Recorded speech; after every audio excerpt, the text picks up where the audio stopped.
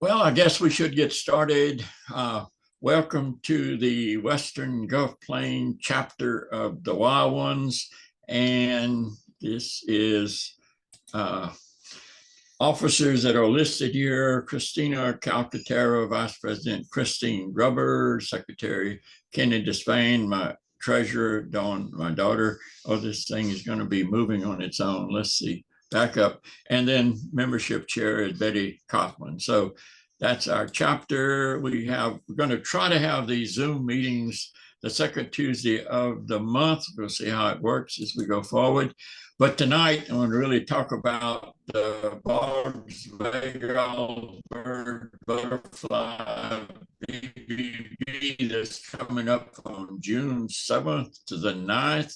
That's sponsored in part by the Wild Ones. Also, during National Moth Week, July 20th, 28th, there will be a Mothomania and so forth.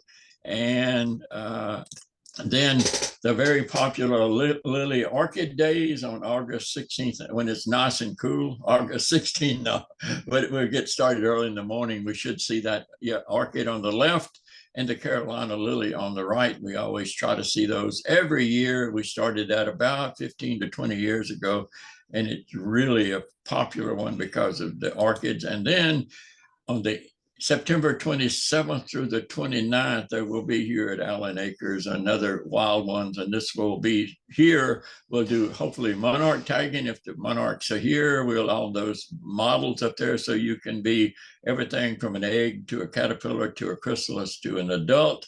And we also should see both the two butterflies listed here, the frugillary on the left and the cloudless sulfur on the right. So those are things coming up. But tonight, I want to talk about the Baygalls and Bogs of West Central Louisiana. There's a Baygall picture on the left and a pitcher plant bog on the right. I've been so fortunate over the last 3 or 4 weeks, Thursday out there. So, and also Saturday. So I've become a regular visitor to the Cooters Bog here in Vernon Parish. What is a Baygall? You're saying, some of you have heard this before, some of you know. It's a vegetation that develops along the sandy bottom streams, and the name is applied from East Texas to Northwest Florida. Sometimes when you get on up in the Carolinas, they call the Pocusons, and they're mostly evergreen shrubs, very acid pH. There's not many herbaceous plants on the floor, but there are a lot of ferns because of the shade. It's a dense growth of shrubs and vines and so forth. In fact, people here in Western Louisiana say tough as a Baygall, trying to get through it. And if you have an open area along the Baygall, you'll get a pitcher plant bog, and we'll talk about that after we talk about the Baygalls.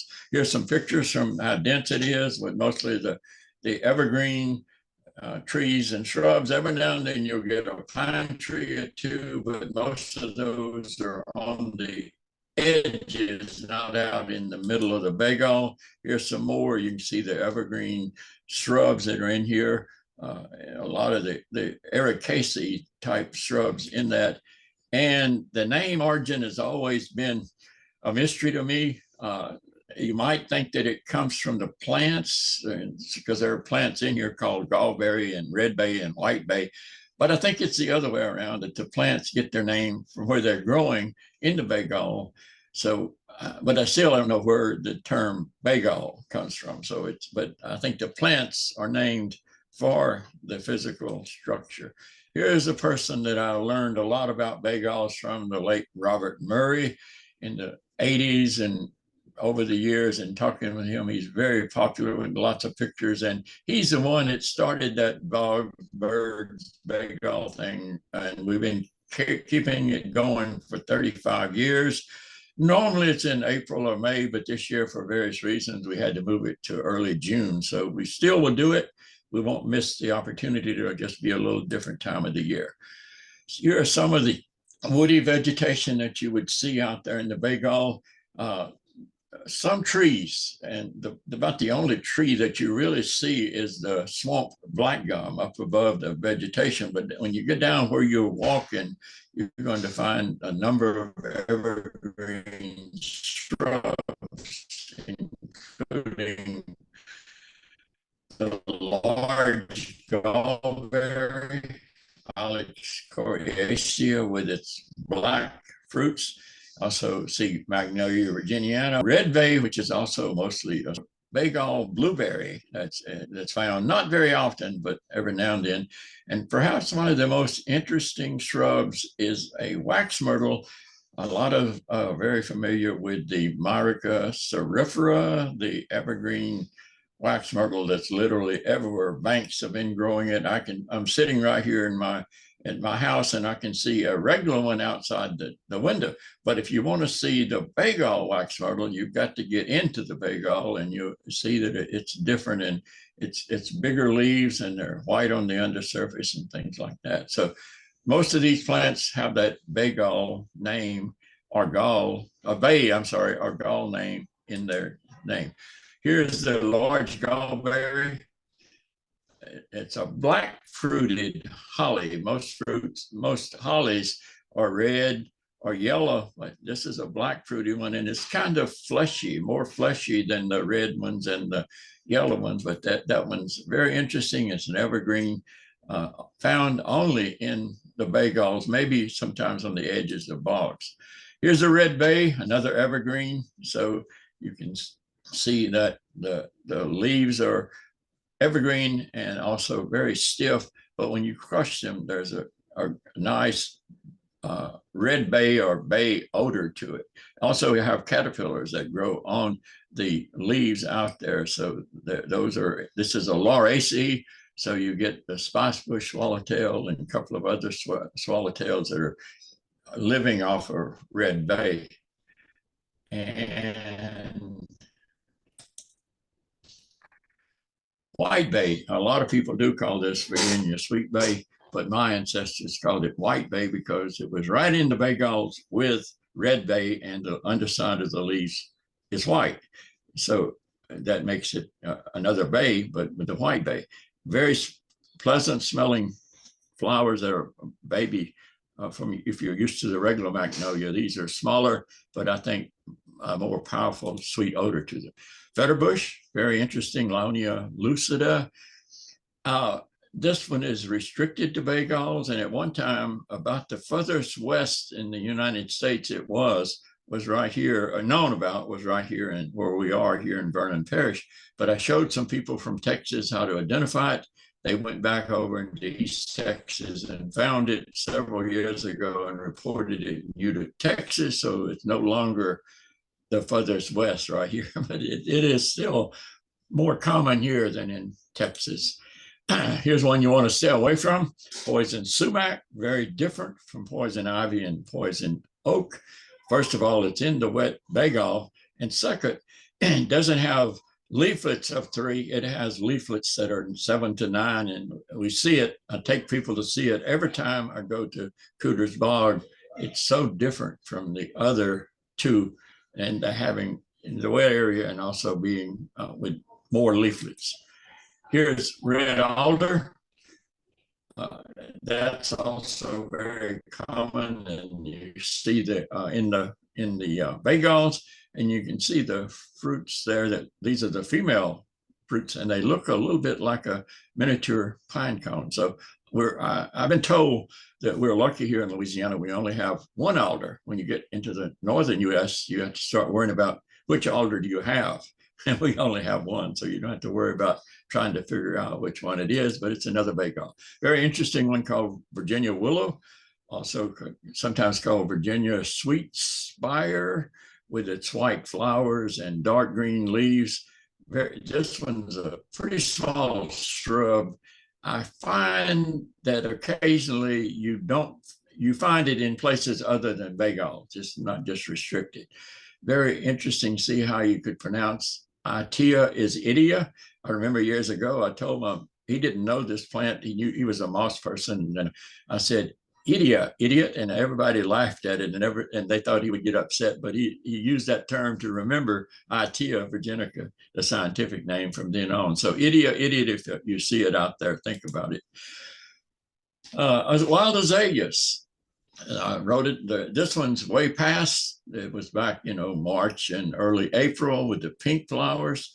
But we may find this one, the white one. Look at the glands on the back of the petals, very sticky. This one is much shorter, and it's flower. Notice it's flowering with the leaves, whereas the one before this one flowers before the leaves come out. And so this one's different. It's smaller.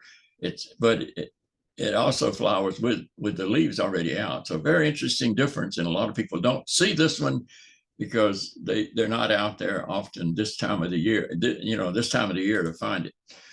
The swamp black gum gets to be large, and that's, like I say, that's one of the few trees that you find in the Baygall, these bigger swamp black gums, and this by Flora. Both of these guys are from Texas. They were working at Fort Polk a few years ago and seeing that. Here are the ferns that I was talking about. Look at all the ferns underneath that. So when you get into the middle of a Baygall, because of the shadiness and so forth, you often find lots of ferns. You can find royal fern, cinnamon fern, several other kinds of ferns. I think I have some pictures of some of the ferns coming up. There's cinnamon fern. Now, right now, it won't look like this. It had the cinnamon spore producing structures back in January and February, so you'll have to figure out some other way. The way I look, these ferns produce leaves that are in a circle. So when you look down on the top of it, it looks like it's a nest with the, circling a nest with the leaves on the fronds. Of course, fern people don't call them leaves, they call them fronds. And then here's royal fern, which different in that it has green spores, same genus as the cinnamon fern, but different colored spores. I find that royal fern, unlike cinnamon fern, moves out of the Baygall or can grow outside the Baygall. You can find it in less acid situations. So it's not as picky as the cinnamon fern. So royal fern, cinnamon fern. Also netted chain fern. You look out there and it's literally covering the ground. It's a ground cover in the wet area. So we'll see that when we walk around. And it's same genus, but taller, and then with a black rachis is Virginia chain fern too. But you don't see it as much as the netted chain fern, but when you do, there's almost always a lot of it. It seems to take over an area. So that's that. And then southern lady fern. So like I said, lots of ferns in the Baygalls. And Joe Pye weed. And that sucker can get tall. I'm 6 feet tall. That thing's twice my height. So the Joe Pye weeds. And this is one of the better nectar plants for butterflies. And they don't have to be in that wet area. You can find them in dry areas. And there are some native Joe Pye weed that even comes from dry areas that's sold out there. So if you want to get nectar for your butterflies, you make sure you have at least one Joe Pye weed in your yard, because lots and lots of butterflies will drink nectar when those flowers are in flower. A number of the white flowered lilies. This one is poisonous. We don't think much of the lily family, but just see the name, Death Camassa, and you'll find that one down in the edge of the Baygall, and it has stems that are kind of bluish on the bottom. So we see this quite a bit, but not too much in flower. It flowers in late April or early May. Then the rest of the year it's not. So you really have to learn to recognize a lot of these plants not in flower. And this one comes in July. It's called bunch flower, and it's taller than the Death Camassa, but you can find it out there quite a bit in Baygalls. And then some orchids. There's a small green wood orchid, clavulata. So you have to really look for these. They're small and they kind of blend in, and you really have to be searching for them. But this one stands out. When I was working in Fort Polk in the Baygalls in August every year, I would slam on brakes because it'd be this bright yellow. And then I should have realized it was this thing, sweet cornflower, also called Baygall cornflower, coming in flower, and would really stand out in that August situation. So the Rudbeckia subtomentosa. Here's an interesting one. This is found only in a few parishes in western Louisiana and a few counties in East Texas. It's Scabrifolia. It was described as a new species in the 1970s or 80s, I forget which, by a guy from Houston. And so it's still only known from just a few locations here. The lynx spider, though, is pretty widespread that you see on the flower on the right, but this particular black-eyed Susan is called the Sabine black-eyed Susan. One of the few milkweeds that you find out there is the pink milkweed, pretty tall, and opposite leaves, and those pink flowers really stand out when it's in flower. But it's not as common as you think. The state has it listed as did have it listed as a rare species, and it's kind of interesting that it does not occur in East Louisiana. You would think there are Baygalls over there, but no records from east of the Mississippi, but on into Mississippi it is. But over here, it's one of the more common milkweeds in the wet areas. Now, there are other more common ones, but in the wet areas, that's it. Little small plant called nodding nixie. This thing's 3 or 4 inches tall, no chlorophyll. Remember, there are a few plants out there that have lost chlorophyll, so they survive interaction with the fungi, with the mycorrhizae. So this is nodding nixie. I just realized when I was talking to somebody recently, I actually have 4 plants right here on Allen Acres, because I have a Baygall in the back of it, that have no chlorophyll. There are four different ones, but that's an interesting one that you can find. And oops.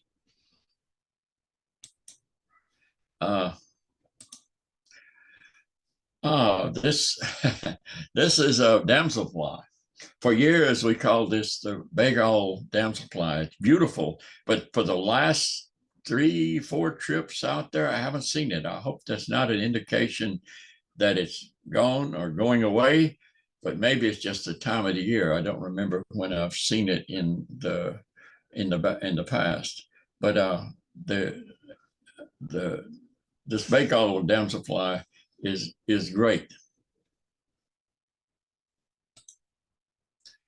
Oops, gotta go far. And now to talk a little bit about the pitcher plant bogs. So we went over what the Baygalls are here. Think of a pitcher plant bog. It's open area. It's got acid pH. It's wet.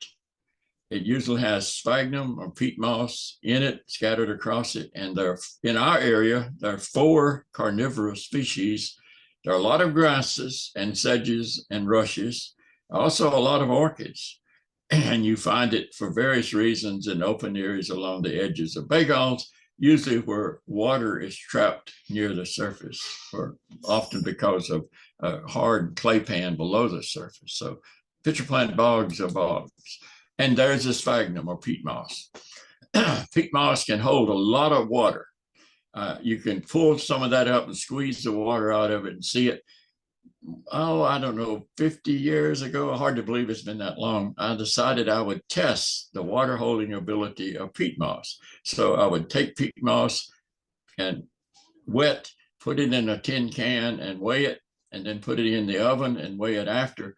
Peat moss could hold up to 40 times its weight. In other words, when it dried out, it would be, if it was 40 grams in wet, it would be 1 gram when dry. So up to 40 times its weight. So very interesting for that. I said, okay, maybe I need to compare this to other things.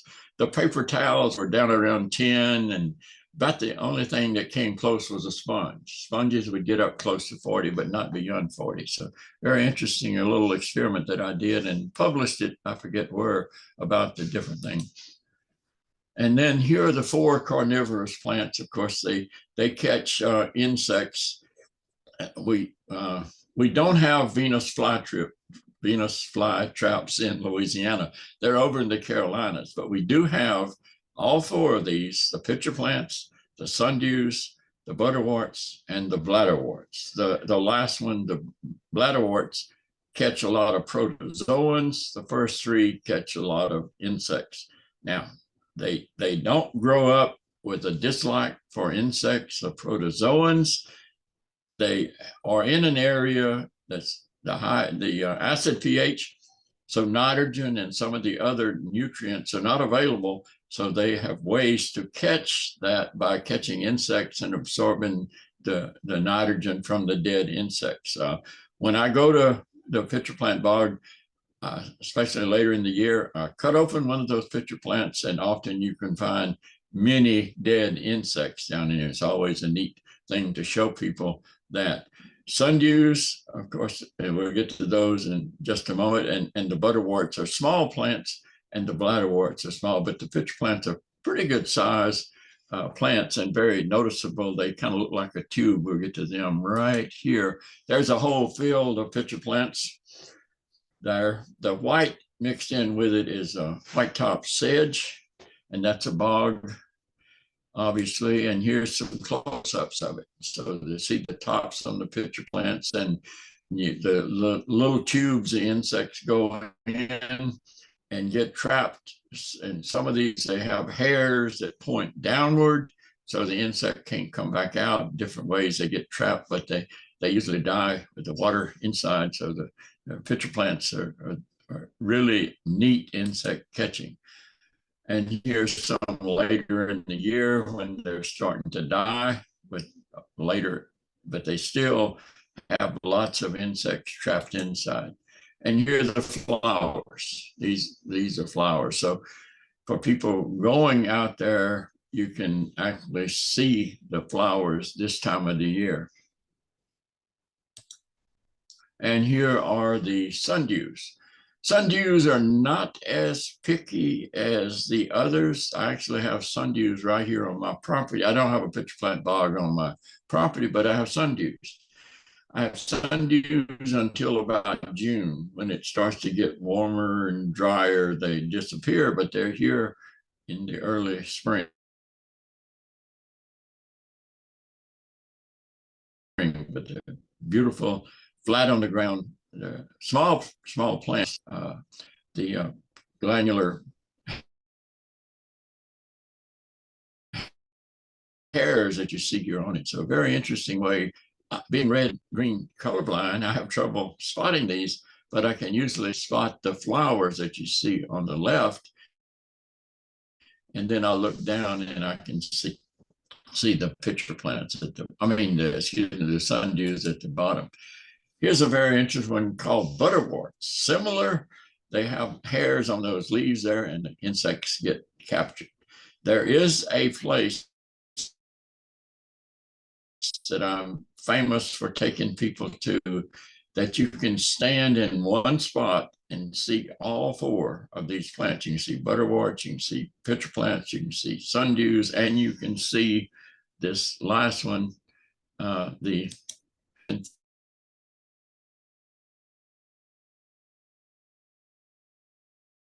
feet of those. And these, I don't have pictures of the bladders, but these have things that, like I said earlier, they catch protozoans, not insects. So bladderworts, very interesting situation and that's what I think makes the bog so popular. But then there are other plants. There are sunnyballs that pop up in March, and the whole area will turn yellow with just these things, but they only last a week or so. Now, all you can see are the fruits of the sunnybell out there, but you can see that and you realize that if I were here 2 months ago, it would have been yellow with sunnybells. And there are meadow beauties, and right now, this yellow one is dominant. But in another month, the yellow ones will be gone, and some of the others that we'll show in just a second will there. The meadow beauties have four petals like this. So that's the lutea. And here's another one, the fringed one. This one will come up later in the year, but it's pinkish or purplish, whatever color this is. But there's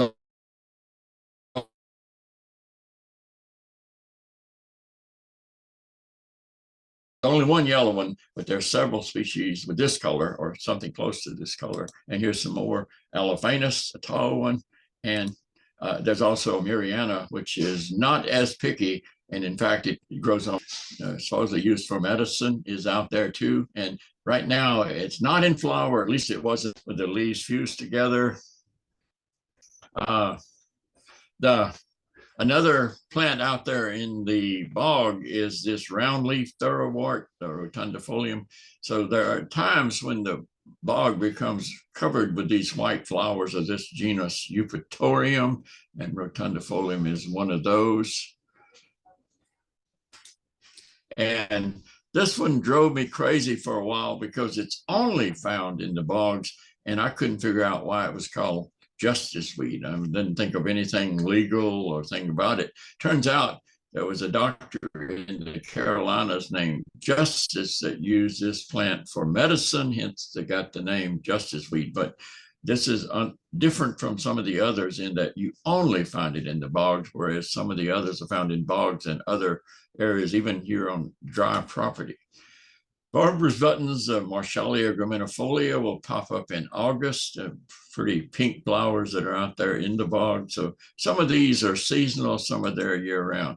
This is a very interesting one. Most of these are pink, but there's one white species, and it's tall, it's large, and it's never been found in Texas. People are still looking for it. It's I guess I can jokingly say it's smart enough not to get across the Sabine. No, it doesn't cross the Sabine River. But anyway, that's one. But then here, it's relatives. A lot of the pink ones out there, this pine woods rose pink, they're in the bogs a lot. And there's several species of pink, but only that one white one that's always. Now, these can rarely be white, but most of the time they are the pink or the lavender that you see here. Very interesting, the candy root or milkworts, the Polygola. There's some on dry land, but this one's always in the bogs. This yellow one here, the Savannah milkwort. And there is an Orangium. We think of the white flowered Orangium, that's snake root or rattlesnake master, that's a prairie one.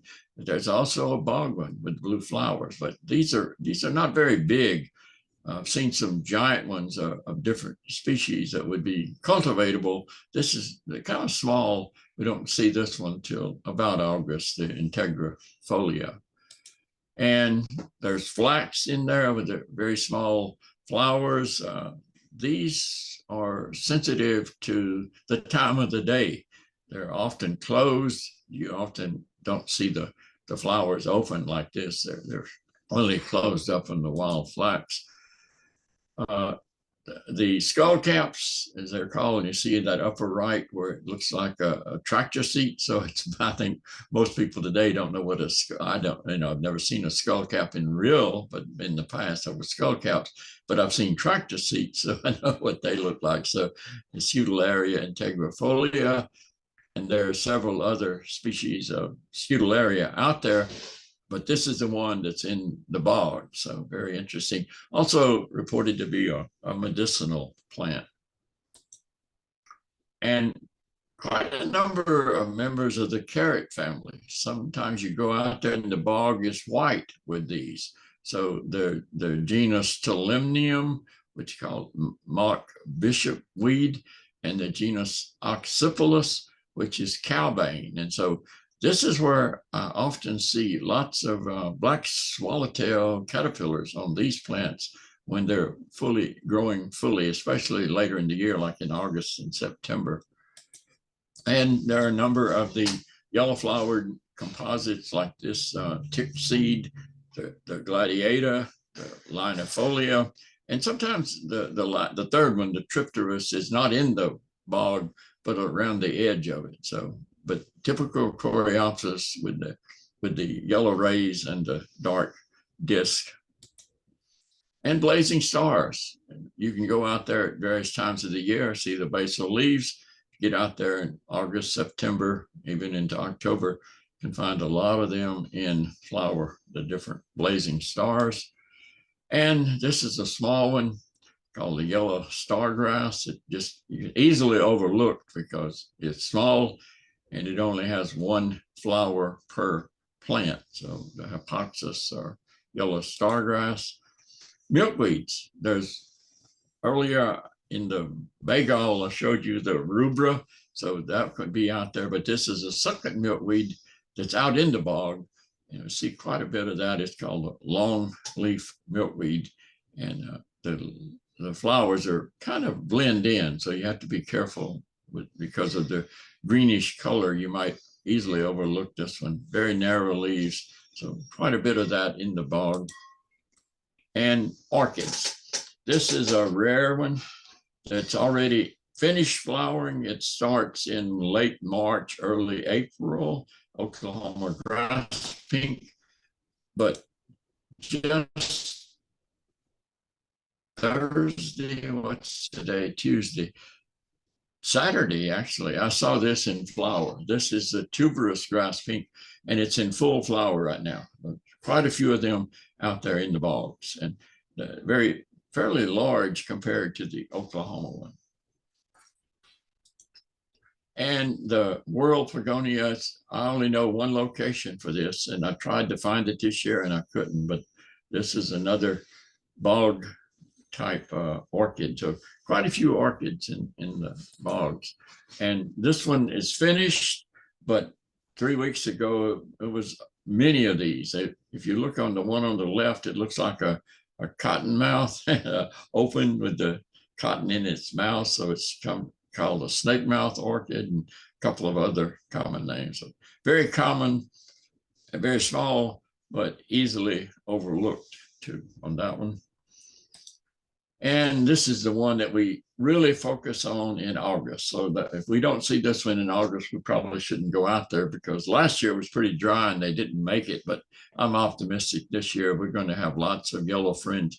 I don't know how they get yellow out of that, even with my color blindness. That's orange, but we'll see that. We always make sure we find this one because it's one of the larger groups of orchid flowers out there to see. And then there's some smaller ones with the yellow, notice the fringes, and then there's a rare one without the fringes, Integra. So we usually in mid-August can find all three of these yellow to orange orchids in bogs around here. So it's very popular for us, and that when it's nice and cool in mid-August to go out and see these. The white one, the snowy orchid, that's going to flower pretty soon. We may see it in June, but unfortunately it won't be there in August, but we may see it on June 7th, some places where the whole area just turned white with this snowy orchid. So that one's a nice one to see. And this one is kind of rare. It's also kind of hard to get to because it's in the middle of Fort Polk itself, where you have to check in with range control. I was so shocked. I see this East Louisiana, St. Tammany Parish, and I found that one population over here and try to go to it around Labor Day. It's later in the year, but that's a large, beautiful, it kind of looks like the orange one, the yellow fringe, the orange one, but it's white. So that's one I need to go back and check on this Labor Day as we get closer to Labor Day and make sure it's still there and doing well. Then there are a lot of the so-called graminoids, the small ones. This is a rhencosper. There's quite a few species of that, but requires that you tear open to identify and tear open and look inside at the fruits. And here's a carex that's out there in August. Pretty, the carex sedge, they're called, very different from the others.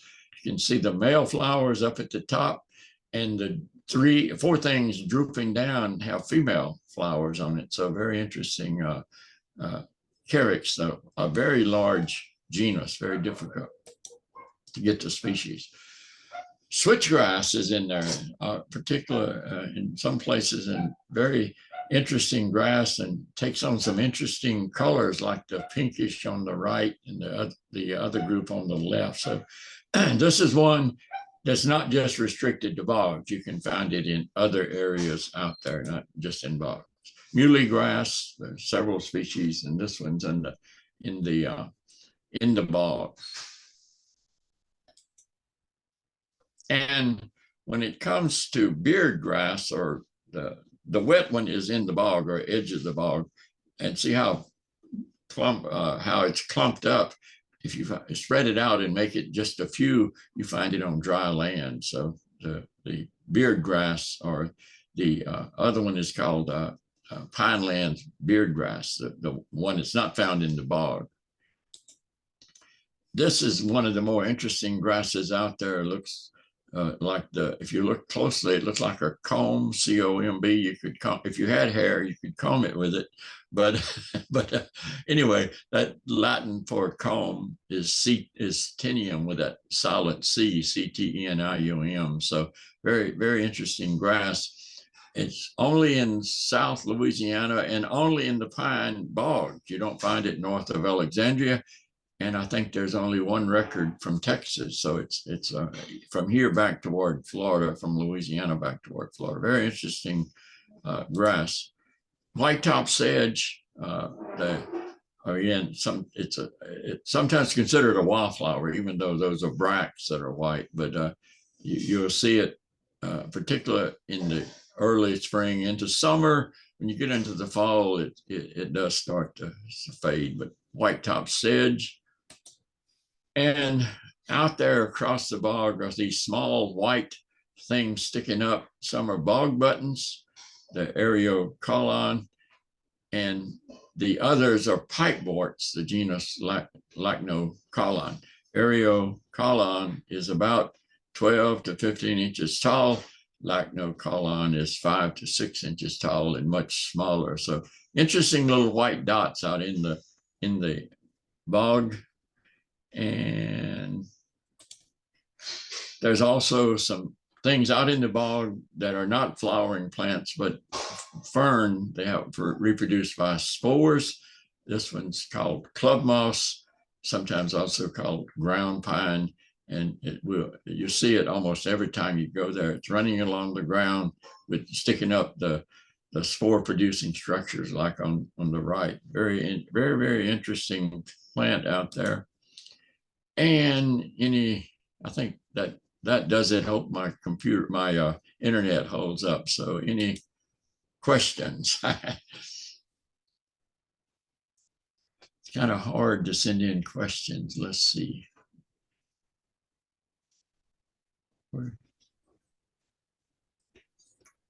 I think you can type questions in for, Okay. Right here.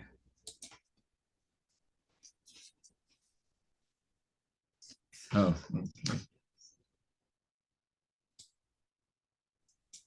Charles, is that your Meadow Beauty pose there? Yeah. That's some flocks down that's a dry land, but that's some flocks right down the road. Yeah.